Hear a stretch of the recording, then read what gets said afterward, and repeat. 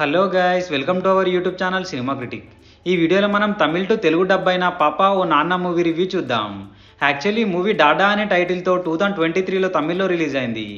And రీసెంట్గా 2 hours 3 minutes run టైంతో తెలుగులో థియేటర్లో రిలీజ్ చేశారు. అండ్ త్వరలోనే ఓటీటీలో కూడా రిలీజ్ చేస్తారంట.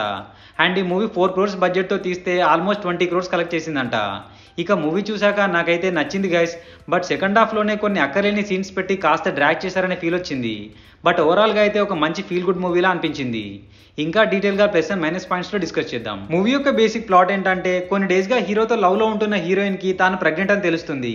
సో ప్రెగ్నెంట్ అని తెలిసాక వాళ్ళు ఎలాంటి డిసిషన్ తీసుకున్నారు, చివరికి ఏమైంది అనేది rest of story. Coming to plus points, కొన్ని రియలిస్టిక్ ఫ్యాక్ట్స్ని చాలా బాగా చూపించారు. లైక్ జాబ్ లేకుండా ఒక పేరెంట్గా ఎలా సర్వైవ్ అవ్వడం అండ్ ఒక రిలేషన్లో ఉండే సాడ్ అండ్ ఎమోషనల్ మూమెంట్స్ లాంటివి చాలా బాగా ప్రజెంట్ చేశారు. అండ్ ఫస్ట్ హాఫ్లో వచ్చే కొన్ని ఫీల్ గుడ్ ఎలిమెంట్స్ కూడా వర్కౌట్ అయ్యాయి.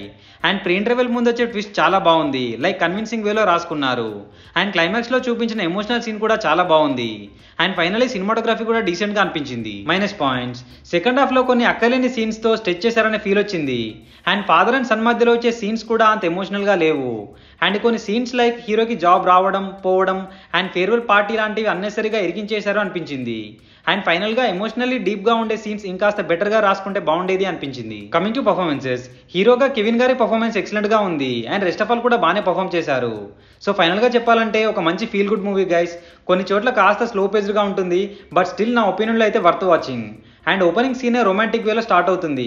అండ్ 17 minutes దగ్గర కూడా ఒక చిన్న రొమాంటిక్ సీన్ ఉంది.